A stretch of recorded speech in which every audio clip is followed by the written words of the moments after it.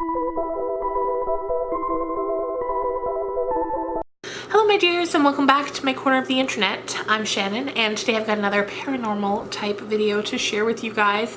Today we are going to be talking about the Baldoon mysteries, which is one of Canada's most famous ghost stories, one of its most well documented, and I can't wait to share this one with you guys. But before we dive into the story, I just want to thank you guys for your support on all of the paranormal videos that I've been putting up on my channel lately. You seem to really be loving them, and that makes me so happy because I've really been loving making them and researching them and all of that.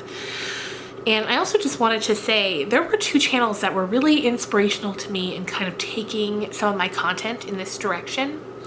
I love watching all kinds of sort of paranormal, spooky channels on YouTube, and there are a ton. Maybe one day I will make a video where I kind of recommend my top 5 favorite, because if you really like the paranormal videos, you would love their content as well.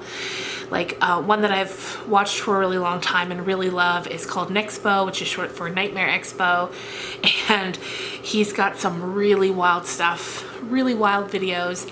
Like one he puts out every so often is called like Unexplained Things from Around the Internet, and that's a series that he does, and it's just very, very unsettling. But two of the channels that really inspired me, they're both women. One's actually Canadian, and I've been watching them both for years now, a couple of years at least, 2, 3 I'm thinking. And just I would watch their videos and I'd think about how much I loved this kind of content, and eventually I thought, you know what, why don't I give it a try too? And those channels, one is Haley Reese. Haley is just an absolute sweetheart. She's the Canadian, and I love watching her videos on both of her channels. She's got like the spooky channel, but also she has a vlog channel called Daily Haley, which is such a cute name, first of all, but I just love the content so much, and she's inspired me so much. And the other one, and they're friends, the two of them, is Loie Lane.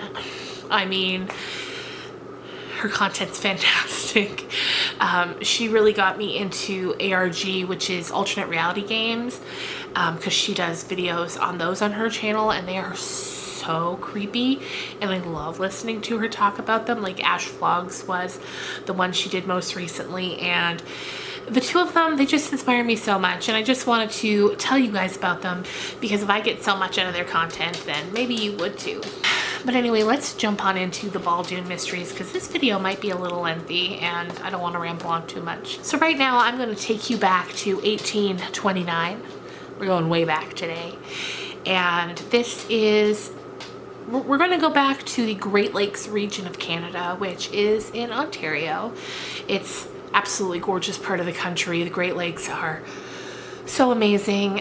About 7 years ago, my husband and I were driving across the country, and for a chunk of that trip we were driving along Lake Superior, and it's just so beautiful. So it's just a really lovely part of the country. And the story is about a family, the McDonalds. It's about a man named John McDonald, and he procured himself some land in a Scottish settlement called Baldoon in Ontario, close to the town of Wallaceburg. Now, legend has it that shortly after they moved onto the property, they started experiencing a lot of really weird, really unexplained activity inside their home. They would notice dishes rising up from the table on their own and just crashing to the ground. They'd notice knives go flying across rooms from the kitchen counter and bang up against the wall. The kettle on the hearth would move about on its own, and the lid would flip off. Just all kinds of really unsettling things that made them very uncomfortable in their own homes. And the really strange thing is too, it wasn't just John and his immediate family who lived in the house that noticed the strange goings on.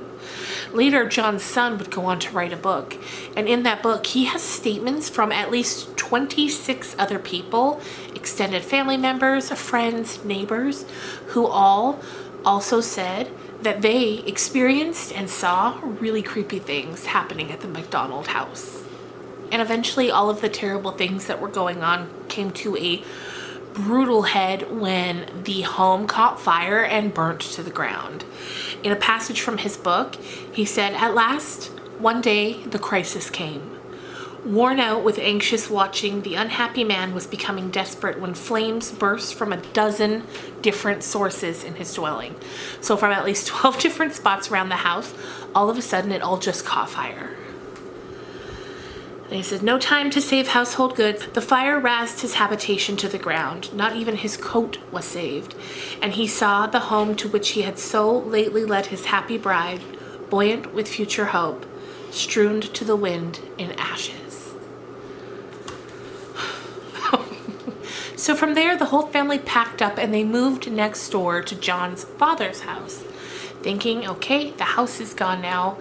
We'll move. Like, we get it. We hear the message loud and clear. We'll move. So they all move into the house next door, and it all still keeps happening. The torment just persisted, and eventually what would start to happen is rocks and bullets would, as though they were being thrown by somebody's hand, just start being thrown around rooms in the house, in John's father's house. And the really strange thing was when they would pick up the rocks, they would be wet as though they had come out of the river, which was close by. They'd just be soaking wet. So eventually what the family started to do is they got the idea that they would put markings on the rocks, like say sign their name or just draw a doodle, something, anything to mark the stones. And then they would take the stones back outside and they would throw them into the river. And things got really creepy when those very stones would show up once again wet in the house. And that was enough for them to rule out that they were just being sort of messed with by neighbors or friends or something. At that point, stones that they had marked being put back into their home, they knew that this wasn't a human being who was messing around with them. They knew for sure that this was something more than that. And so they packed up and they moved again. But still, it continued, and that is so creepy. Like, the idea of being haunted yourself is so terrifying. Like, it's one thing if you take up residence somewhere that's haunted. You can leave it, you can leave it, carry on with your life. But if it's something that's haunting you, that's super creepy. So anyway, they moved again, but it still continued, and eventually they kind of just threw up their hands in exasperation, and John took his family back to his property, and they stayed in a tent outside because at this point they didn't know where to go, so they figured they might as well just go back home. So once they moved back to the property, people started showing up, like doctors, priests, a school teacher showed up at one point, tried to do an exorcism. Witch doctors would come and take a look at everything, but nothing helped. Nothing helped, no matter what they tried. Until one day, something finally helped. One night, the McDonalds were taken on an 80-plus mile road trip, a trip that, in the documents, says was a scary trip. But I don't entirely know what it comprised of, what made it so scary. But during that trip, they came across a young girl, and there's a passage here that talks about that girl. So they say that she was a striking girl of 15 years of age. Her complexion was sallow and unwholesome, her form fragile, and her eyes had a weird, faraway expression. But when excited, they gleamed with a latent fire. She spoke simply and unaffectedly of her gift of second sight, seeming to take it as a matter of course. The stone, she said, her father had picked up in the field and was by some called the moonstone. She told them that any attempt on her part to decipher mysteries by aid of the stone was always attended by great physical pain and much mental agony. So she had this stone that she used, and it seemed to work because she was able to know and to tell the family all of these details about their lives that she, as a stranger they had just met, had no way of knowing. One of the things that she knew was that the McDonalds had been in a long-standing dispute with a neighbor, an old woman who had wanted to buy some of the land that the McDonalds lived on.